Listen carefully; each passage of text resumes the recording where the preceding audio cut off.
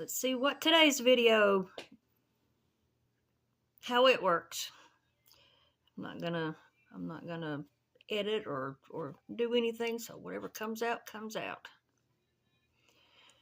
So this morning's still in the Old Testament, and Joseph is still in Egypt, and he's still in prison, but he gets lifted up into a prominent position in Egypt. And it's interesting, and typically whenever you hear sermons about Joseph in Egypt, you hear the endure that God lifts you up at the appropriate times. But this morning, I guess because I'm in a different season, or a different, I won't say a different level, but I guess because I'm reading from a different viewpoint now. There were some things that just kind of caught my attention this morning that I want to just kind of bring to light. And I'm not sure how this video is going to work or how it's going to go, but we're going to take it and go with it.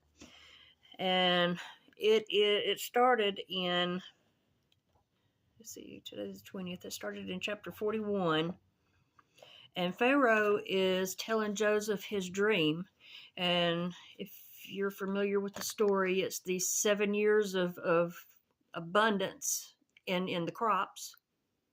And it's followed by 7 years of lack of, or a famine in the land.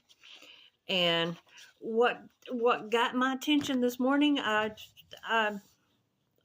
guess because I'm familiar with it, I have scanned over it and just kind of skimmed over it in years past. But this year, for whatever reason, this caught my attention. And it's talking about the first dream was the 7 cows, which were, I'll just read it and then I'll point out what grabbed my attention.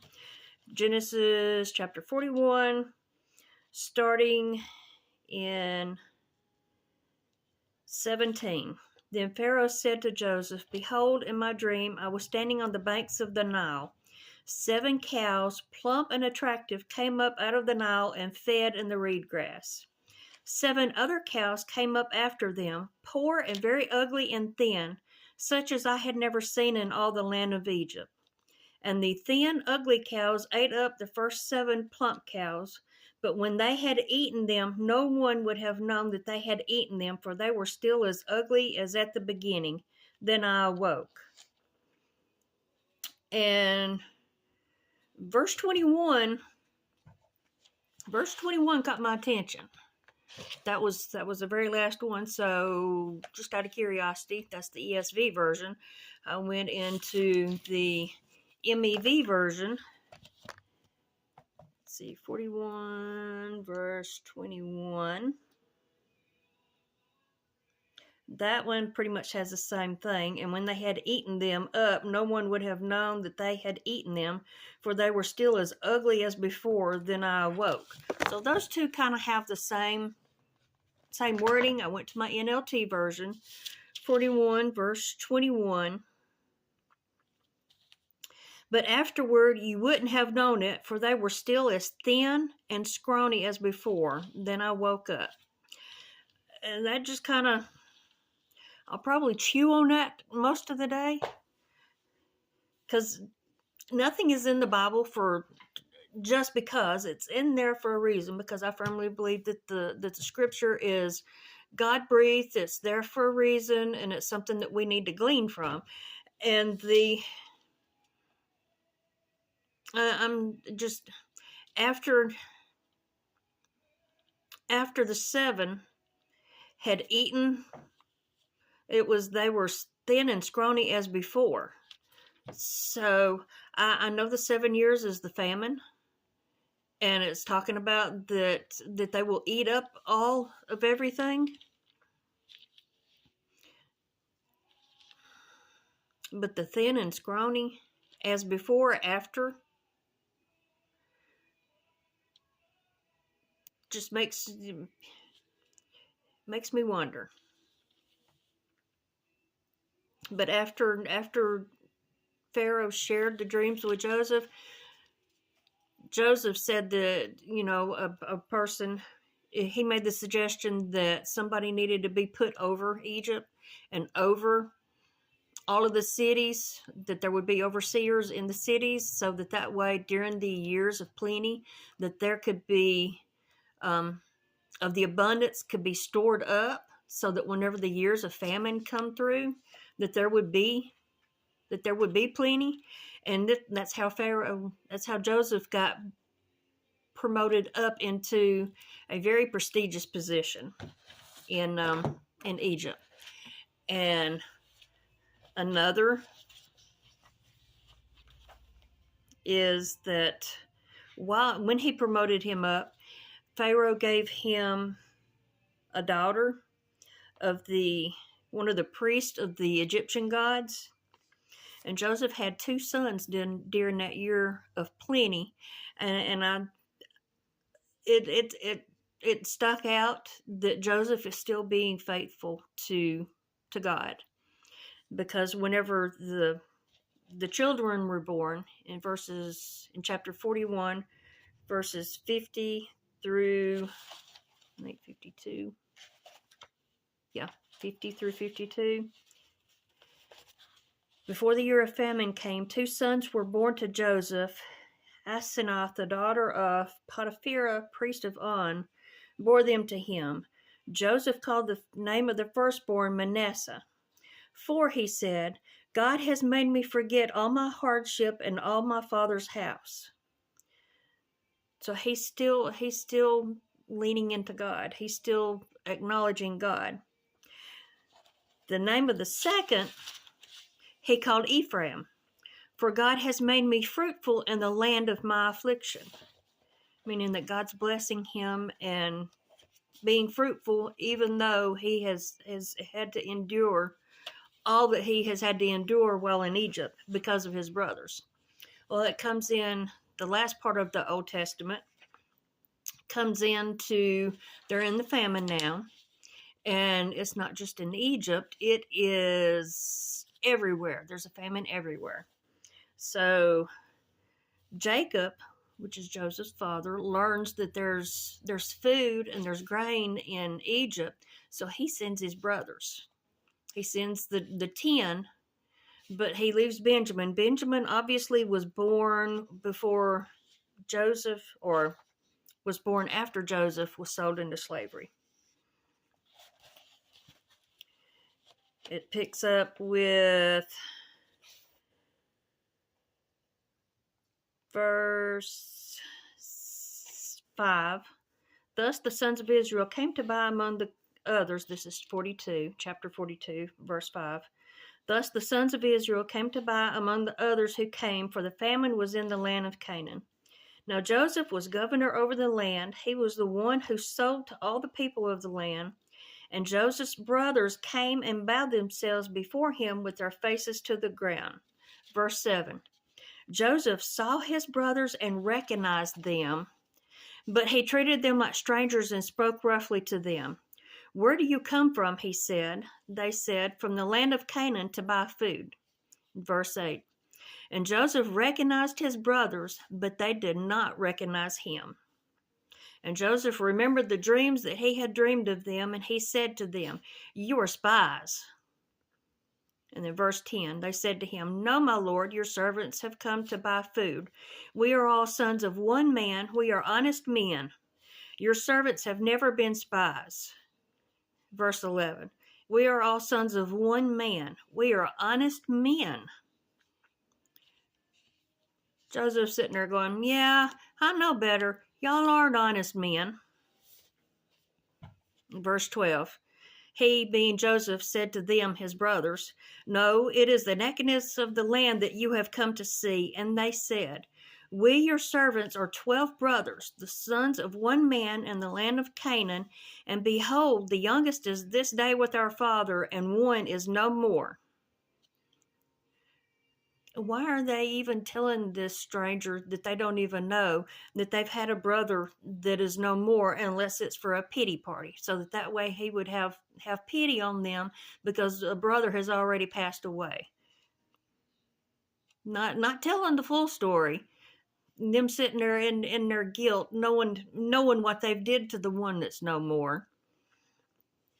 But Joseph said to them, it is as I said to you, you are spies. By this you shall be tested. By the life of Pharaoh, you shall not go from this place unless your youngest brother comes here. Send one of you and let him bring your brother while you remain confined, that your words may be tested whether there is truth in you. Truth. He's looking to see if they're actually going to be truthful, or if they're going to continue being the brothers that he knew whenever they sold him into slavery, or they took him and took his clothes, took his robe off, and yeah. Or else by the life of Pharaoh, surely you are spies. In verse 17, and he put them all together in custody for 3 days. So they lost their freedom for 3 days. He's not letting them get off easy.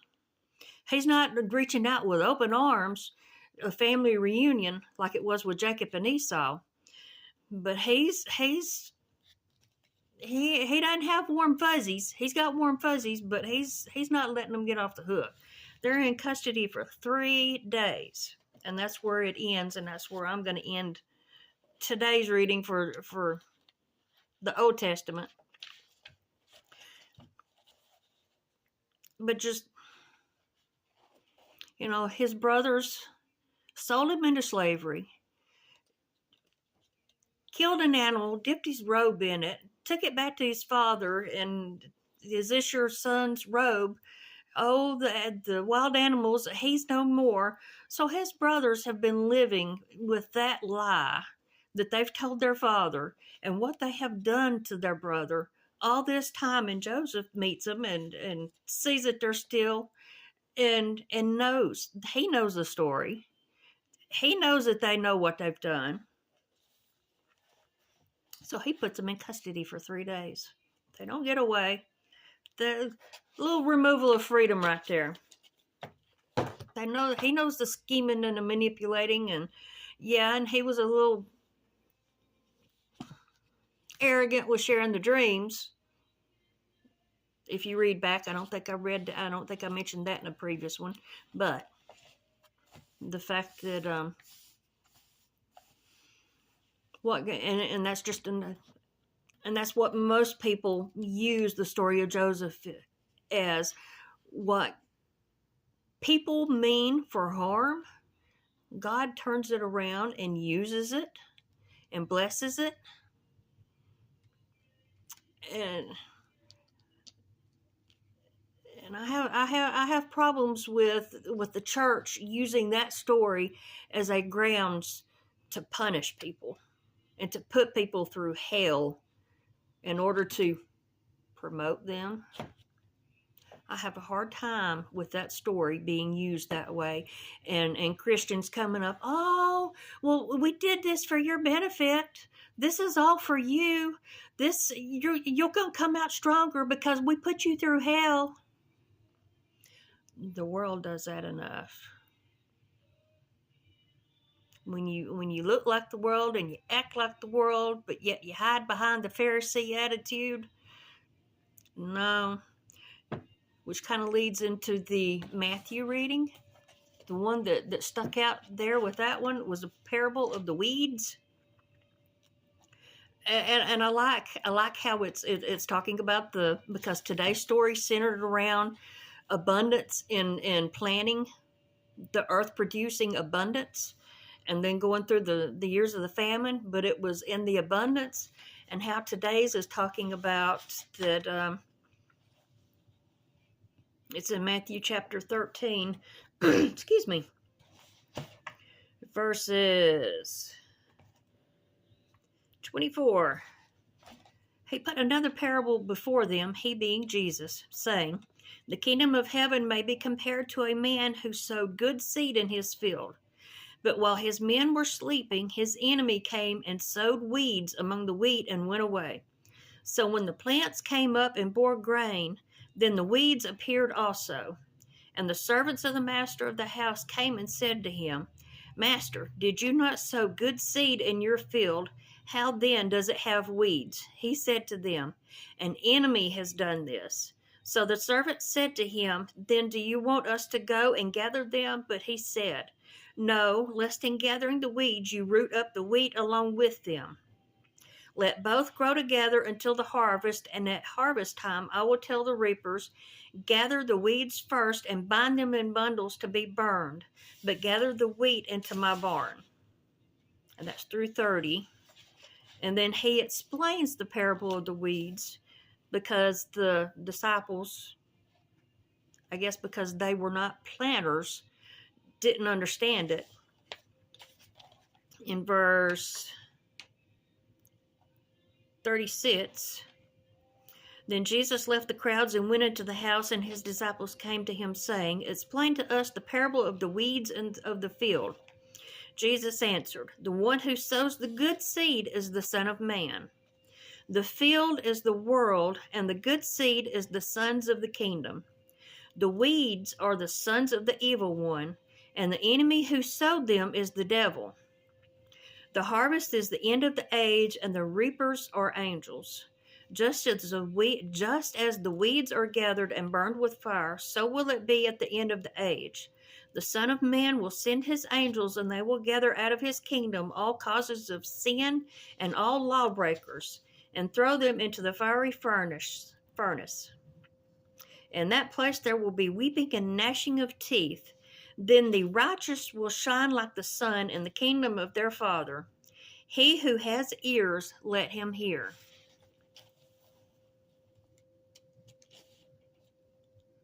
So the field is the world. The good seed is those of us who Jesus has called, and we have yielded our life. And the evil seed, the weeds, is what the world is using. And unfortunately, the world has permeated a lot of the church. Hence, some people in the church think that it's okay to antagonize and provoke and to put a lot on other people that God's bringing into the church, thinking that they're helping, being God's righteous. What would be a good way to put it? God's the one that God uses to clean everybody. They don't let God take care of the people and clean them. They think it's their job. I've been guilty. Pharisee attitude, I have been guilty. I can say that because I have been one of those. I am trying my best not to be one of those. And it's put me in a world of isolation because I will not join in with others that feel like it is their righteous position to judge and condemn others. I will always say, when you know better and God brings it to your attention that you're doing something wrong, you allow God to make the change and start doing better. When you know better, you try to make the change with God's help and then start doing better. And that's where I'm at right now. And it has cost me a lot, because I don't jump into being the weed.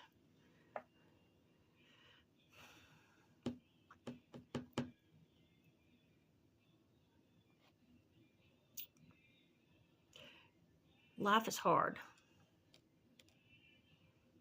We are few and far in between. And for whatever reason that I couldn't load my video yesterday, and I'm getting all of these guilt tripping videos, and that I need to be moving and that I need to be this, and that I need to be that, and that you should be this, and that, and I'm even getting some from this new age religion stuff where it's implying that I am my own creator. That's wrong. I'm not my own creator. I didn't create myself. And then I can't manifest things. I recognize that for what it is. There is a little bit of truth in some of them, but you got to be aware of what you're allowing in your eyes, and allowing in your ears, and allowing in what's in your atmosphere. Because if you recognize that it's not God, you need to not participate in it, because you're opening yourself up to a whole lot of worldly that's not of God. And I know, and it's interesting that all these videos have several thousands, but you know what?